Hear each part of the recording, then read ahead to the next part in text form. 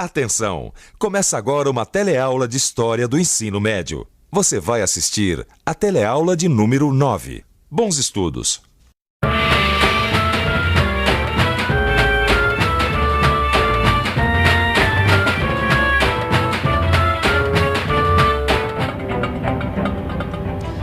Você fala latim? Não? Eu também não, mas com certeza você já deve ter visto ou ouvido muita coisa em latim, que é a raiz do português que hoje a gente fala e que foi a língua dos romanos. Hoje o latim é uma língua morta, quer dizer, nenhum povo mais se comunica através dela. Ela existe apenas nos livros e nas citações. Mas o povo que dominou o mundo antigo deixou marcas importantes culturais e políticas que ajudaram a moldar o mundo contemporâneo. Na teleaula de hoje, vamos conhecer a sociedade romana com seus patrícios e plebeus. Vamos ver como os plebeus lutaram contra os patrícios até conseguir direitos de cidadania que valem até hoje. E ainda as guerras que tornaram Roma uma potência. Vamos começar com as origens de Roma. Você vai entender aquele dito popular: Roma não se fez num dia.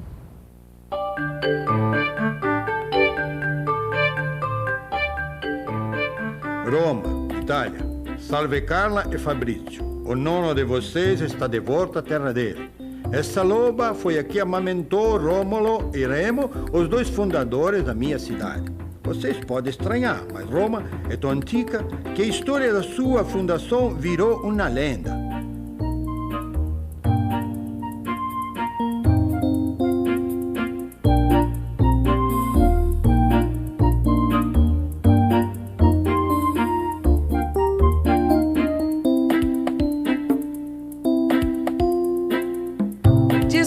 Contada pelo poeta Virgílio neste livro, a Eneida, que Enéas, um príncipe troiano, fugiu para a Península Itálica depois que os gregos destruíram a cidade de Troia e fundou a aldeia de Alba Longa.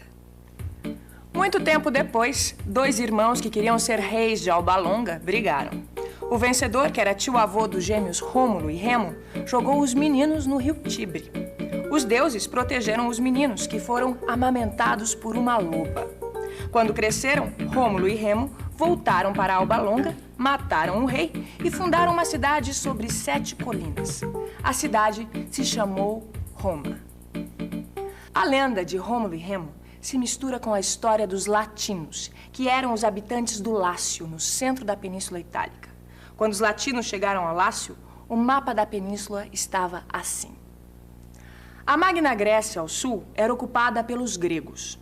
O norte e o centro eram ocupados pelos etruscos. Várias famílias latinas se fixaram no Monte Palatino. Ali, em 753 a.C., fundaram a aldeia de Palatina. Essa data ficou sendo a da fundação de Roma. Nem os habitantes da Palatina, nem os das outras 6 aldeias das 7 colinas conseguiram conter o avanço dos etruscos, que vieram, dominaram o Lácio, juntaram as 7 aldeias e criaram a cidade de Roma, que passou a ser governada por reis com poder absoluto. Roma progride sob o governo de Tarquínio, o Antigo. Tarquínio embeleza a cidade, constrói um circo, foro ou praça pública e o esgoto principal. Outro rei etrusco, Sérvio Túlio, levanta uma muralha e proclama as primeiras leis sociais. 520 a.C., Tarquínio Soberbo tenta conquistar as colônias gregas do sul, mas é derrotado. Essa derrota marca o fim do domínio etrusco. 509 a.C., os latinos expulsam os etruscos do Lácio. Ô Vicente, fala. Você conhece aquela poesia que diz assim: a última flor do Lácio, inculta e bela? Opa, tá lembrado? Grande Olavo Bilac. Aliás, esse poema, Gil, chama-se Língua Portuguesa. E ele chama de A Última Flor do Lácio, sabe por quê? Porque o português veio do latim, assim como outras línguas vieram do latim. O francês, o espanhol, o italiano, o romeno. Olha, eu tava pensando, olha, pro latim dar origem a tantas línguas, deve ter sido falado em grande parte da Europa. Sem dúvida. Ou seja, os romanos organizaram uma sociedade que influenciou o mundo. Exatamente. Não é? Dobra aqui. A sociedade organizada pelos romanos nos tempos da monarquia era formada por 3 grandes grupos: os patrícios, os plebeus e os escravos. Os patrícios eram os descendentes dos pais da cidade. Formavam várias famílias ligadas por laços de parentesco. Ocupavam cargos públicos, governavam e tinham as melhores terras da região. Cada família formava uma gens. Os patrícios se dividiam em 30 grupos chamados de cúrias. Eles se reuniam em assembleias chamadas comícios para propor e votar as leis, escolher os reis e nomear os funcionários do governo. A plebe era formada pelos estrangeiros e pelos romanos que não faziam parte da gens. Eram livres, mas não tinham direitos nem participavam do governo. O grupo dos escravos era formado por plebeus que não puderam pagar suas dívidas e prisioneiros de guerra.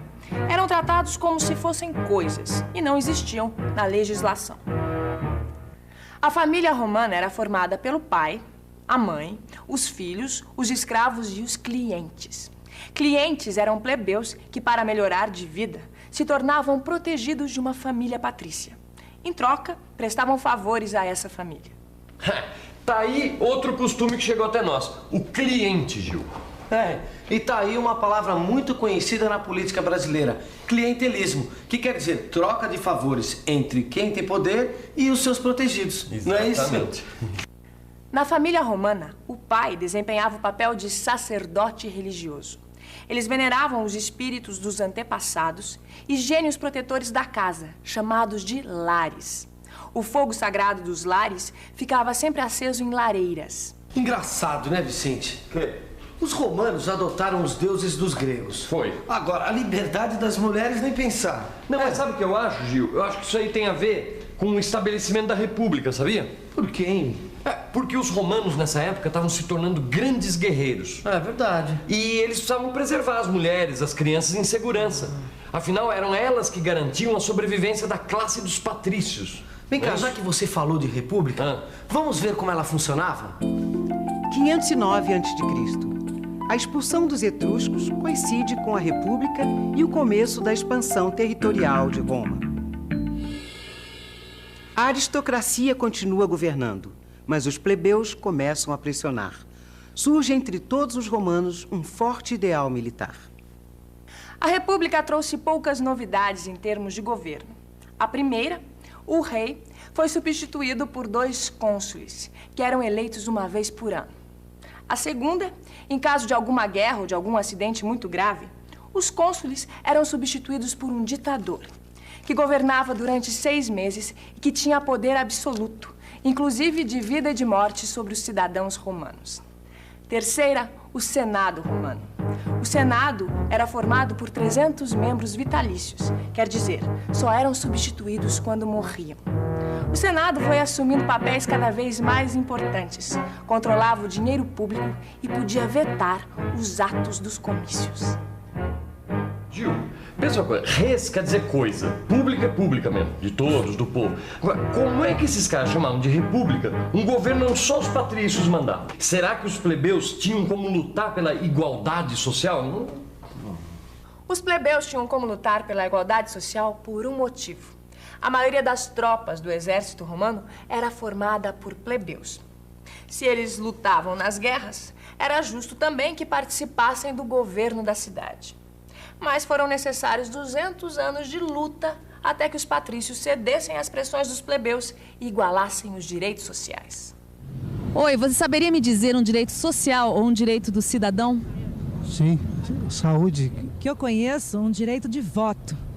Poder se candidatar a cargos públicos e poder escolher os representantes ou magistrados para os cargos públicos foi um dos primeiros direitos conquistados pelos plebeus romanos. E esses representantes que defendiam os plebeus eram chamados de tribunos da plebe. Outros representantes dos plebeus no governo eram os edis. Você sabe o que quer dizer edil hoje? Edil é um vereador. Não pense você que os patrícios aceitaram passivamente essas mudanças. Para equilibrar as conquistas dos plebeus, eles criaram os censores. Censores eram patrícios que faziam listas de todos os candidatos a cargos públicos e julgavam se eles eram dignos de serem eleitos. Assim, caso aparecesse um candidato muito defensor dos direitos dos plebeus, era só censurar. Em 454 a.C., foi escrita e publicada a Lei das 12 Tábuas. 12 pranchas de bronze como essa foram um ponto de partida para o que se ensina hoje nas faculdades de Direito como direito romano. Conhecendo as leis, os plebeus puderam participar dos comícios e, como eram maioria, aprovaram várias leis. 376 a.C. As leis licínias obrigam um dos 2 cônsules a ser plebeu. 345 a.C. As leis canuleias permitem que plebeus se casem com patrícios. Agora, todo cidadão romano pode se candidatar e exercer qualquer cargo público. Olha, Vicente, agora que a casa está arrumada, eu tenho certeza que os romanos vão partir para novas conquistas de território. Você não concorda, não? Sem dúvida. Ainda mais que a gente já viu que o exército romano não era de brincadeira, não, hein? 265 a.C. Depois de dominar a Magna Grécia, Roma é dona absoluta da Península Itálica. Suas aspirações agora incluem terras da além-mar. Roma se tornou uma das cidades mais poderosas do Mediterrâneo. E era inevitável, portanto, que os seus interesses entrassem em choque com os de um vizinho muito poderoso, Cartago. Esse choque deu início a um período chamado de Guerras Púnicas, que duraram 120 anos. No norte da África, a cidade de Cartago era o centro de um próspero império comercial de origem fenícia, ou em latim, púnica. Na Primeira Guerra Púnica, que foi de 264 a 240 a.C., Roma conseguiu tomar a ilha da Sicília. Na Segunda Guerra Púnica, que foi de 220 a 202 a.C., Roma lutou contra o grande general cartaginês Aníbal. Mas nem Aníbal foi capaz de impedir os romanos de reafirmar seu poder sobre a península. Na Terceira e última Guerra Púnica, que foi de 150 a 146 a.C., Cartago foi totalmente arrasada e seus habitantes degolados. O Senado romano ordenou que se passasse um arado sobre as ruínas da cidade, salgou a terra e declarou o território amaldiçoado. A partir desse momento, o norte da África se transformou em mais uma província romana. Agora que já mandava em todo o Mediterrâneo, Roma começou a conquista do Oriente e tomou territórios da Grécia e da Síria. Mas isso já é assunto para a próxima teleaula. Por hoje você fica com a revisão. E atenção, se liga aí que é hora da revisão. Na teleaula de hoje, você conheceu a lenda que se mistura com a história da fundação de Roma e viu como a cidade passou de monarquia a república. A sociedade romana se dividia em grupos de patrícios, plebeus e escravos. Durante 200 anos, os plebeus lutaram contra os patrícios para conseguir direitos sociais. E conseguiram. Durante as guerras púnicas, os romanos destruíram a cidade de Cartago e se tornaram donos do norte da África. Na próxima teleaula, você vai conhecer a crise da República Romana e como o Império decaiu. E para não ficar nenhuma dúvida, dê uma bela olhada no seu livro de estudos e faça os exercícios com Animus et Fide, que em latim quer dizer com fé e coragem.